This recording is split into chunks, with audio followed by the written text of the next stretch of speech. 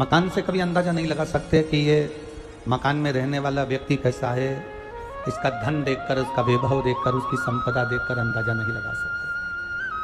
पर शिव महापुराण की कथा कहती है किसी का मन देखकर, किसी का चित्त देखकर, उसका व्यवहार देखकर अंदाजा लगाया जा सकता है कि व्यक्ति कैसा है। हम हमेशा एक बात कहते आए हैं, आज फिर आपको कह रहा हूं, आप अपने जीवन में उतारना इस बात को आए हैं, आज फिर आपको कह रहा हूं। किसी धनपति के घर में शादी हो, किसी पैसे वाले के घर में शादी हो, किसी धनपति के घर में शादी हो, किसी पैसे वाले के घर में शादी हो, किसी साधारण व्यक्ति के घर में शादी हो, और एक किसी सहज व्यक्ति के घर में शादी हो, किसी और दोनों की शादी सहज एक ही दिन हो, एक ही तारीख को हो, और दोनों की शादी तो दोनों जगह जाना दिन हो।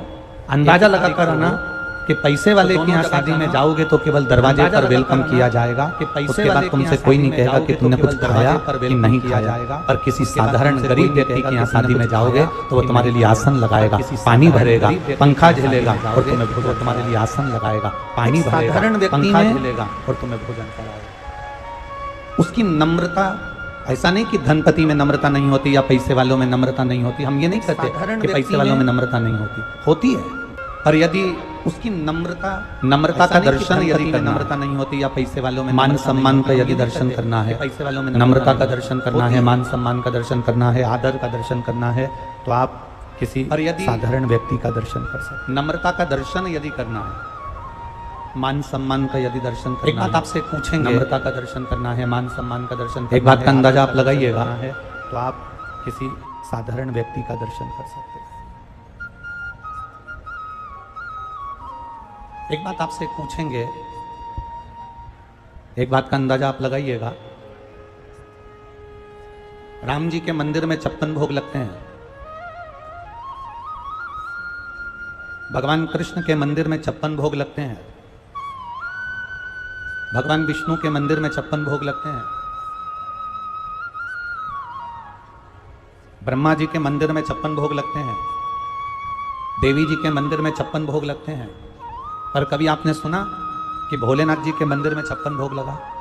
जम के बोलो जरा, कभी सुना है आप लोगों ने कि भगवान शंकर के मंदिर में कहीं 56 भोग लगा, शिव जी के मंदिर में कहीं 56 भोग लगा?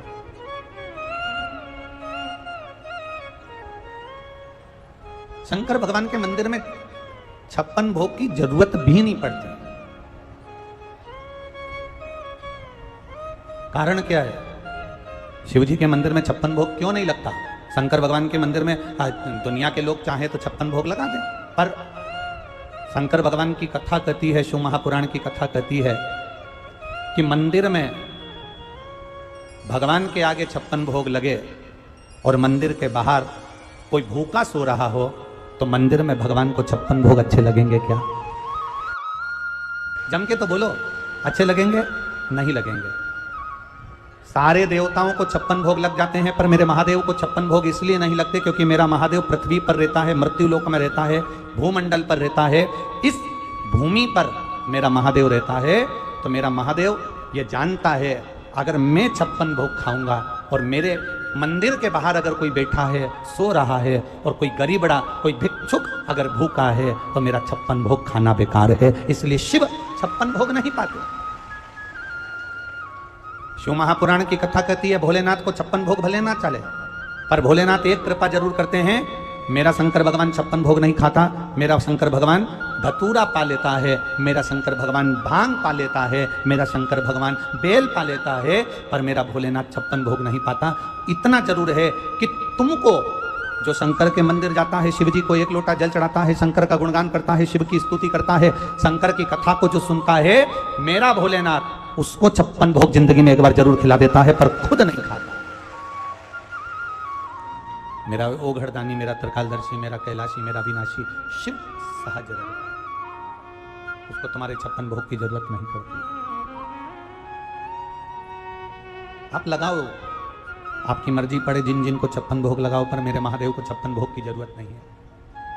अगर मेरा महादेव प्रसन्न होता है, अगर मेरा महादेव को कुछ प्रिय है, तो तुम्हारे 56 भोग प्रिय नहीं है। मेरे महादेव को अगर प्रिय है तो तुम्हारा बहुत सारा पकवान प्रिय नहीं है। मेरे महादेव को प्रिय है तो तुम ढेरों लड्डू पेड़ा गुलाब जामुन इमरती भजिया पकोड़ा सब ले आओ, मेरे महादेव को प्रिय नहीं है।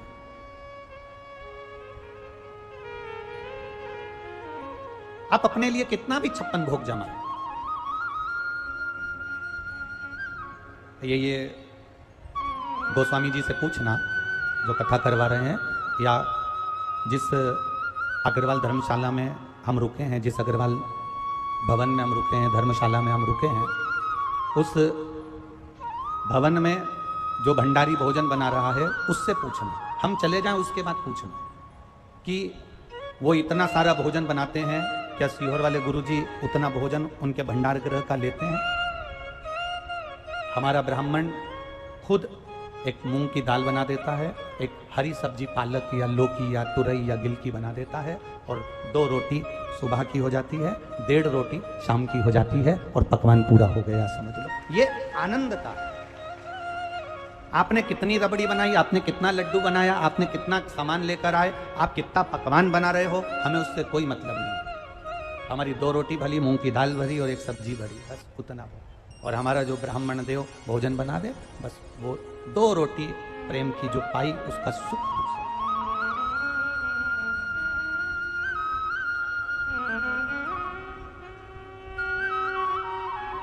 एक मेरा महादेव, मेरा शिव, मेरा ओघड़दानी, मेरा त्रिकालदर्शी, मेरा कैलाशी, मेरा विनाशी, मेरा शंकर, देवाधिदेव महादेव, मेरा देव घर वाला 56 भोग नहीं पाता।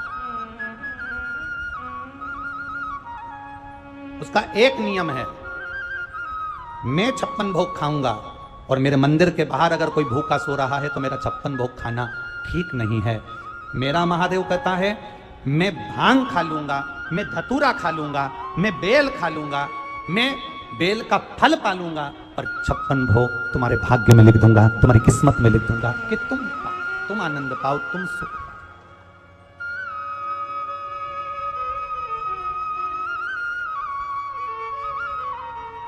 तुम्हारे पास में कितनी दौलत है ना, शंकर जी को उससे कोई मतलब नहीं। तुम्हारे पास में कितना वैभव है ना, देवाधिदेव महादेव को उससे कोई मतलब नहीं। तुम्हारे पास में कितनी 4 व्हीलर गाड़ी है ना, उससे महादेव को कोई मतलब नहीं।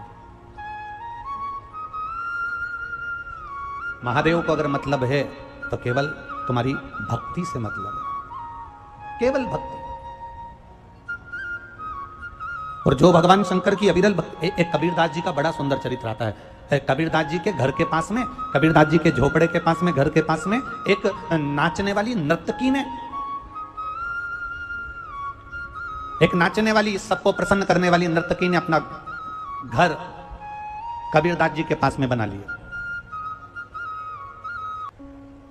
अब कबीरदास जी के यहां तो संतों का डेरा लगा रहता था, कबीरदास जी के यहां तो साधु संत पड़े ही रहते थे। जो टोली आती थी वो कबीरदास जी के यहां चली जाती थी, और वहां पर कबीरदास जी के यहां रहते, भजन करते, भोजन करते, चले जाते।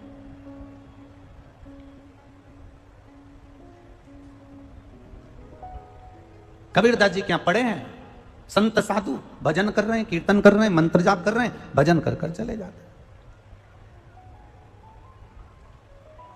अब देखिए, कबीरदास जी के बाजू में नर्तकी ले रही है, एक नाचने वाली, जिसने मकान बना लिया, कबीरदास जी के बिल्कुल बाजू में रह रही है, अच्छे से रह रही है। कबीरदास जी के यहाँ संत आ रहे हैं, साधु आ रहे हैं, सन्यासी आ रहे हैं, तपस्वी आ रहे हैं, साधक आ रहे हैं, उपासक आ रहे हैं, और वो नर्तकी जो रोज शाम होते से ही, दीप लगाते से ही नाचना चालू कर देती है, और उसके यहाँ भी लोग आ रहे हैं। कबीरदास जी के यहाँ साधु सन्यासी संत महात्मा आते हैं, और नर्तकी के यहाँ उसके जो चाहने वाले हैं, उसके नृत्य को देखने वाले, उसके स्वरूप को देखने वाले आते हैं। भीड़ उसके यहाँ भी है, भीड़ इसके यहाँ भी है। नर्तकी ने अपने पड़ोसी के यहाँ देखा तो संत संत ढेर, बड़े सुंदर सुंदर संत नर्तकी ने देखा कबीर के यहाँ बैठे हुए हैं। नर्तकी के हृदय में ईर्ष्या जाग गई।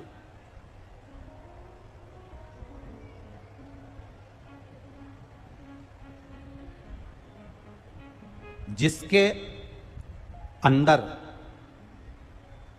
पाप ज्यादा भरा होता है ना, उसको संत अच्छे नहीं लगते। जिसके अंदर पाप ज्यादा भरा होता है उसको शिव महापुराण अच्छी नहीं लगती। जिसके अंदर पाप ज्यादा भरा होता है उसको मंदिर अच्छा नहीं लगता। जिसके अंदर पाप ज्यादा भरा होता है उसको भगवान का भजन अच्छा नहीं लगता।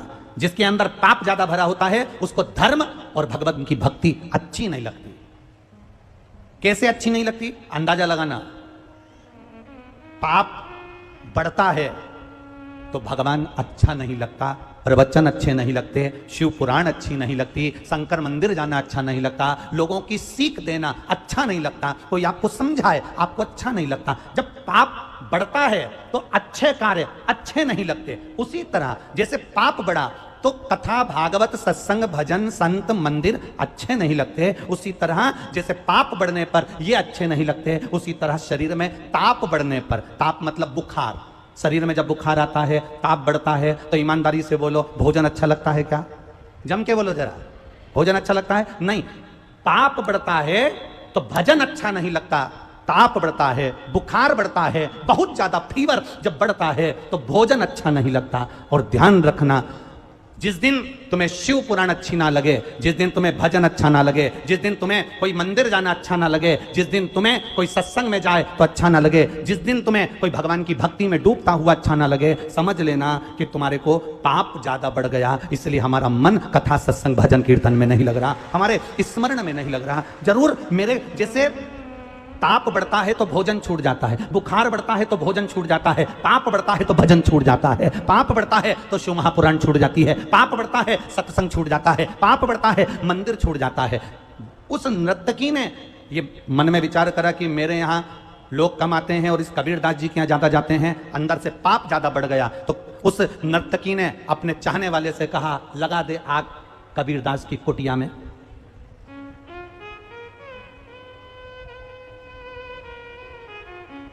नर्तकी ने अपने चाहने वाले से कबीरदास जी की कुटिया में आग लगाई। कबीरदास जी की कुटिया धधक धधक कर जल रही थी। कबीरदास जी से किसी ने कहा तुम्हारा मकान जल रहा है। कबीरदास जी बोले जलने दो, क्या करें, जल जाए तो जल जाए, उसने बनवाया था, उसी ने आग लगा दी, अपन क्या कर सकते। अब क्या हुआ, कबीरदास जी तो बैठ गए भजन गाने, हवा का झोंका चला और हवा जाना थी इधर, हवा का झोंका पड़ गया बेश्या के घर के उधर और मालूम पड़े 2 मिनट में बेश्या का घर भी खाक हो गया। उस नर्तकी का घर भी खाक हो गया, उस वैश्या का घर भी खाक हो गया। वैश्या दौड़ती दौड़ती कबीरदास जी के पास पहुंची। कबीरा कबीरा, बाबा जी, संत जी, गुरु जी, ये तो बताओ तुमने ये क्या कर दिया। इतने में कबीरदास जी बोले बहन मैं तो यहाँ बैठा हूं, मैंने तो कुछ भी नहीं करा। कबीरदास जी तुम्हारे घर में आग लगी थी, मेरे घर में आग कैसे लग गई। कबीरदास जी कहते हैं मालूम नहीं पर इतना जरूर जानता हूं, तेरे यार ने मेरे यहाँ आग लगा दी और मेरे यार ने तेरे यहाँ आग लगा दी।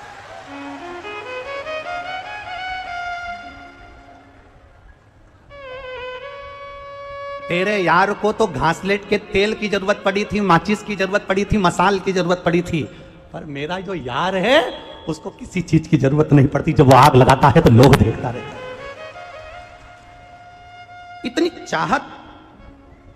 कबीरदास जी ने नर्तकी से कहा दुनिया के लोगों ने तेरा स्वरूप देखकर तुझे चाहा है, पर एक भक्त जो होता है ना उसको भगवान कभी नहीं दिखता, उसके बाद भी वो उसको दिल से चाहता है। जो दिखता नहीं है ना वो भी बिना देखे ही कुछ कमाल कर कर चला जाता है। वो आता है और कब कमाल करता है पता नहीं। एक पत्र आया देख,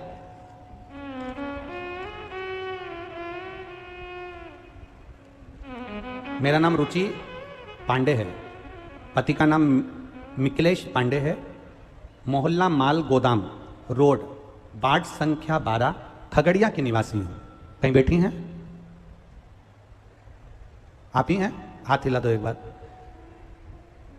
मेरा नाम रुचि पांडे है, पति का नाम मिथिलेश पांडे है, मोहल्ला माल गोदाम रोड, वार्ड संख्या 12, खगड़िया की निवासी हूं गुरुदेव। बाबा की महिमा का क्या बखान करूं गुरुदेव। मेरी शादी 2015 में हुई थी। 2015 में शादी हुई, संतान की प्राप्ति नहीं हुई गुरुदेव। सारे डॉक्टरों से इलाज करवाया पर संतान का सुख नहीं हुआ। बड़े बड़े डॉक्टरों को दिखाया, टेस्ट बेबी करवाया पर संतान का सुख नहीं हुआ गुरुदेव। पर आपकी शिव महापुराण की कथा पहली बार सुनना प्रारंभ करी और उसमें ऐसा मन लगा कि बाबा से दिल से टीवी के सामने प्रार्थना करी, बाबा मेरी गोदी भर दो, मुझे संतान दो। बाबा गुरुजी की कृपा और शिव की कृपा से मैंने पशुपतिनाथ का व्रत करना प्रारंभ करा। सफेद आंकड़े की जड़ को कमर में बांधा, शंकर को जल चढ़ाती, आचमन करती, बेलपत्र चढ़ाती, उसको पाती। बाबा की कृपा का मैं क्या बखान करूं गुरुदेव। मैंने 2 बार पशुपति व्रत करने के बाद बाबा से जो प्रार्थना करती रही, एक बार में काम नहीं हुआ, दूसरी बार करा, बाबा ने ऐसी कृपा कर दी, मेरे दोनों पशुपति व्रत का फल मुझे दे दिया और मेरी गोदी में 2 संतान दे दी। दोनों को लेके आई हो, ले आओ, हाँ ले आओ ले आओ। मेरे यहां बाबा ने दोनों पशुपति व्रत का फल दिया, एक बेटा और एक बेटी मेरी गोदी में डाल दिया। ये शिव तत्व है, ये शंकर। 2015 से मेरे यहां संतान नहीं थी गुरुदेव, सारे डॉक्टरों का इलाज करवाया पर सुख नहीं। शिव कथा कहती है, खाली ना जाता कोई दर से।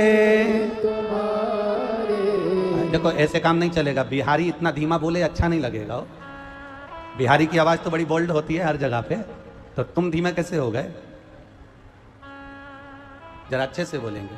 खाली जाता कोई दर से तुम्हारे, खाली ना जाता कोई दर से तुम्हारे, मैं भी खड़ा हूँ नन्ही बाहें पसारे, अपने हृदय से लगा लो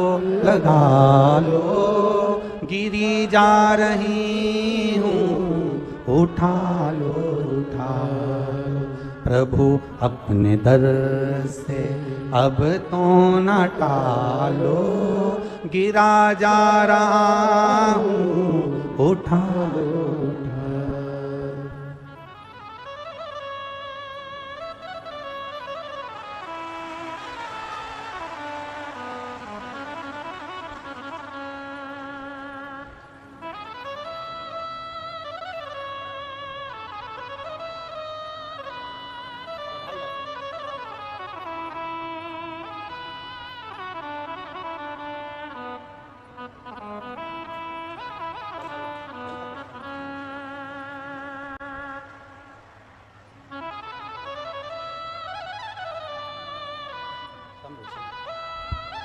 एक बार जोरदार ताली बजाएं।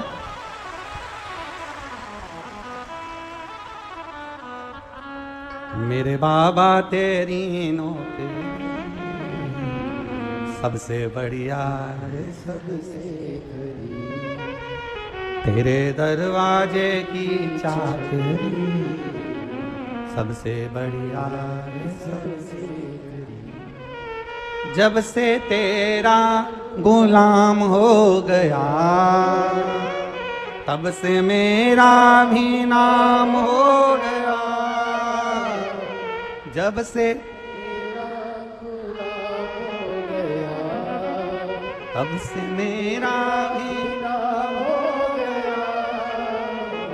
वरना वो कात क्या थी मेरी, वरना वो कात क्या थी मेरी, सबसे बढ़िया सबसे खरी, भोले बाबा तेरी नौकरी, सबसे बढ़िया है, सबसे खरी। हम देवादिदेव महादेव से प्रार्थना करें, हम शिव की भक्ति करें, हमारा विश्वास पक्का होगा तो ये निश्चित है मेरा देव अधिदेव महादेव थोड़ा नहीं देता। देवता देते हैं पल्ला झाड़ कर और महादेव देता है छप्पर फाड़ कर। वो कम नहीं देता, कम कभी दिया ही नहीं उसने। उसकी भक्ति का बल बढ़ा है, उसका विश्वास बढ़ा है। याद रखिए, पाप बढ़ता है, पाप अगर बढ़ता है तो भजन अच्छा नहीं लगता। पाप बढ़ता है तो शिव पुराण अच्छी नहीं लगती। पाप बढ़ता है तो सियोर वाला महाराज भी अच्छा नहीं लगता। समझ लेना कि पाप थोड़ा ज्यादा बढ़ गया है, इसलिए सत्संग भजन संत कीर्तन स्मरण अच्छा नहीं लगा। जांच करो अपने शरीर की। बुखार बढ़ता है तो भोजन अच्छा नहीं लगता, ताप बढ़ता है तो भोजन अच्छा नहीं लगता, और पाप बढ़ता है तो भजन अच्छा नहीं लगता। करिए।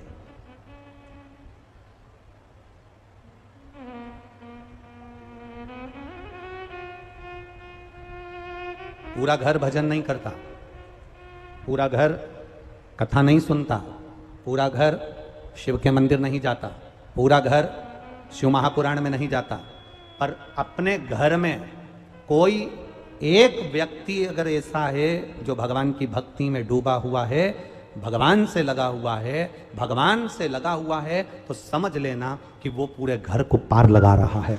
एक अकेला, एक अकेला।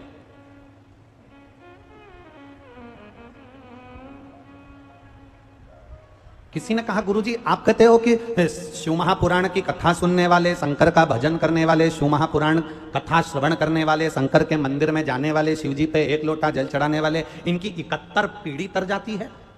आप कह रहे हो 71 पीढ़ी तर जाती है, हम कह रहे हैं हाँ शिव महापुराण वर्णन करती है, उसमें क्या दिक्कत है? ऐसा होता है? हमने कहा एक बात बताओ, तुम्हारे कुल में, तुम्हारे परिवार में, तुम्हारे घर में नहीं, तुम्हारे काका बाबा रिश्तेदार में अगर कोई मर गया तो उसकी सूतक तुमको लगेगी कि नहीं लगेगी? अरे बोलो, जम के बोलो, लगेगी ना।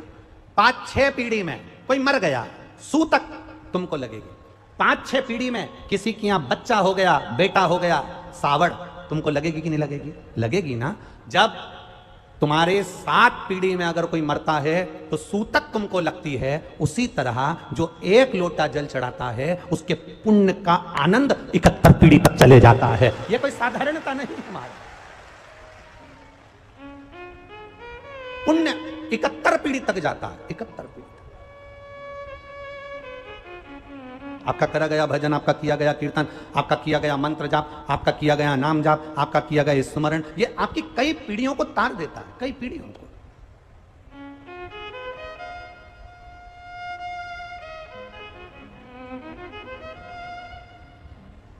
अगर तेरे यार ने मेरे घर में आग लगाई तो मैं जिसका भजन करता हूं वो भी तो मेरा यार है, और वो कोई हल्का फुल्का यार नहीं है, साधारण नहीं है। तेरा यार तो माचिस से आग लगाता है, वो माचिस भी नहीं पकड़ता, केवल नेत्र से देख लेता है और आग लगा देता है, वो कोई साधारण नहीं है। अकाल मृत्यु वो मरे जो काम करे चंडाल का, और काल उसका क्या बिगाड़े जो भक्त हो महा काल का। आप इतनी संख्या में आए हो, आज पूरा रोड जाम पड़ा हुआ है, तुम्हें भी आने में कम से कम रोड पे से कम से कम आधा पौन घंटा लग गया होगा केवल जाम में से निकलने में। बोलो सही है कि गलत है? और अभी भी तुम इतने अंदर बैठे हो, उतने ही जाम में फंसे हैं। जितने बैठे हो ना इस ग्राउंड में, उससे कम से कम 50% रोड में, ऑटो में, रिक्शे में, बस में, गाड़ियों में, ट्रैक्टर में, ट्राली में, ट्रैफिक में फंसे हुए उतने। और ये जाम अभी का नहीं है, सवेरे 9 बजे से 8 बजे से जाम लग चुका था, और वो जाम में लोग धीरे धीरे, वो तो तुम ना जाने कौन सी किस्मत लेके आए हो तो यहां तक पहुंच भी गए हो। पूरा हाईवे जाम पड़ा हुआ है, पूरा हाईवे। और लोग हम पे इल्जाम देते हैं कि ये सियोर वाला महाराज जब देखो जब जाम करवा देता है। अब हमने किसी से कहा कि तुम जाम लगाओ? अरे भाई, कलयुग में शिव युग आया है, महादेव ये तेरा रचाया।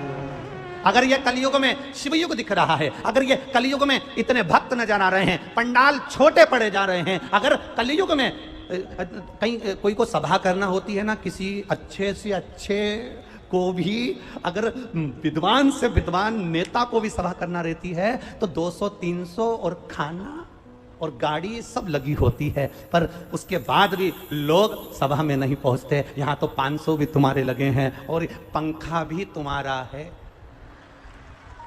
और चलकर भी तुम पहुंचे हो, उसके बाद भी शिव की भक्ति में डूबे पड़े हुए हो। यह शिव तत्व, यह शिव की भक्ति है। और ये कथा तो कल समापन हो जाएगी, कल तो टीवी पर कथा 2 बजे से 5 बजे होगी, पर यहां पर जो खगड़िया में जो कथा होगी वो सुबह 9 बजे से 12 बजे हो जाएगी। ये कथा तो यहाँ कल 12 बजे विराम हो जाएगी, टीवी पे 2 से 5 देख लोगे। अब यहाँ टीवी पे जितने सुन रहे हैं ना राजस्थान वाले, उनके बैग तैयार हो चुके हैं पुष्कर राज आने के लिए।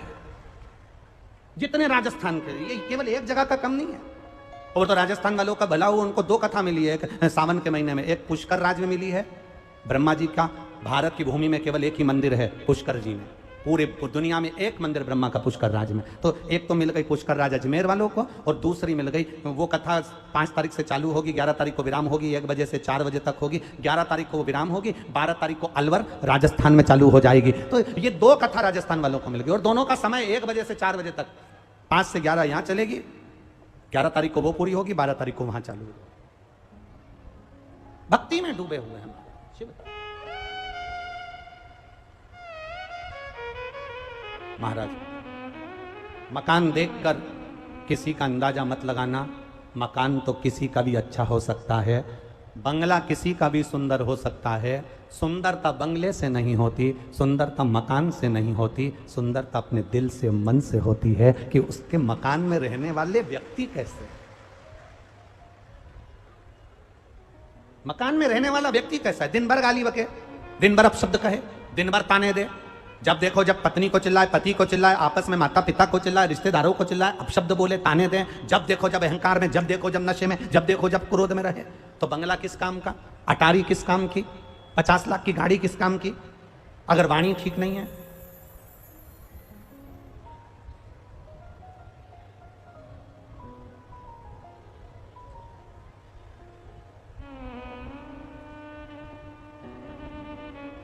उस वाणी का फिर महत्व क्या है, गाड़ी का महत्व क्या है जब वाणी ठीक ना। शिलाद मुनि जिसने शिव जी से वर प्राप्त करा था और शंकर भगवान को ले जाकर नंदी ने जहां छोड़ दिया था, नंदी ने जहां छोड़ दिया, शिलाद मुनि को भगवान पत्थर में भी फूल पैदा कर देता है। हम फिर निवेदन करेंगे, जिनके घर में 25-25 साल तक भी औलाद नहीं हुई हो, तुम रूका जी का नाम लेना।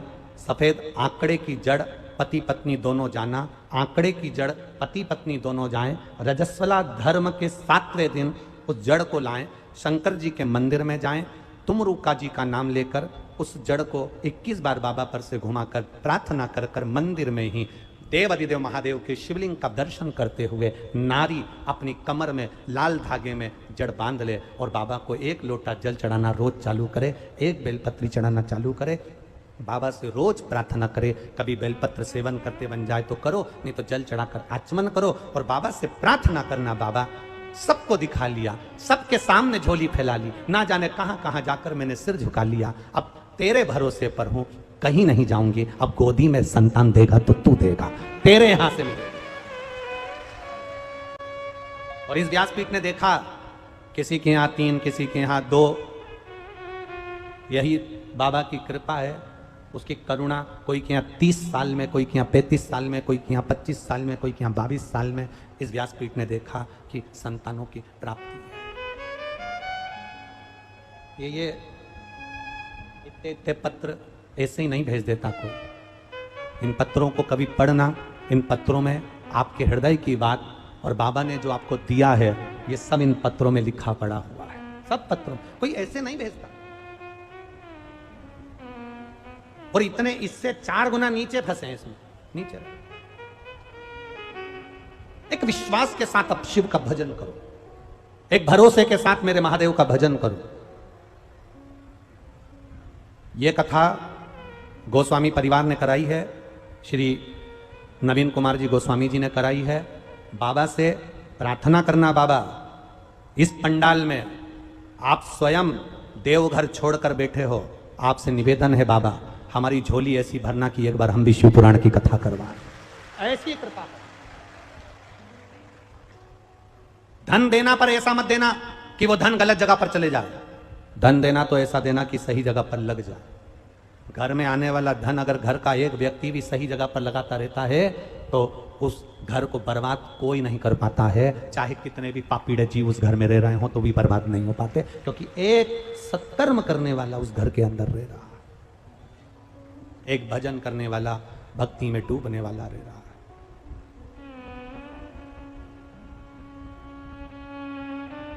शिलात जिसकी शादी नहीं हुई, पत्नी नहीं है, उसके बाद महादेव से करें कि मुझे औलाद दो, मुझे संतान दो।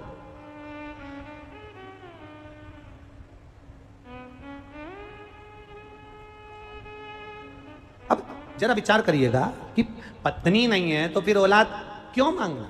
पर पूर्वजों ने कहा है कि हमारा उद्धार कैसे होगा, हमारा कल्याण कैसे होगा, इसलिए हमें संतान दो बाबा, संतान दो बाबा, कृपा करो संतान दो। अब शिवजी तो नंदी को पहले ही वचन दे चुके थे कि प्रदोष के दिन, प्रदोष काल में मुझे जहां तू खड़ा कर देगा और मैं चारों तरफ दृष्टि फेरूंगा, जितने लोगों पर मेरी दृष्टि पड़ जाएगी, जो वो मांगेंगे उनको वो प्राप्त हो जाएगा। अब बाबा को ये नहीं मालूम कि इसकी तो शादी नहीं हुई, इसकी तो पत्नी नहीं है, तो भी बाबा ने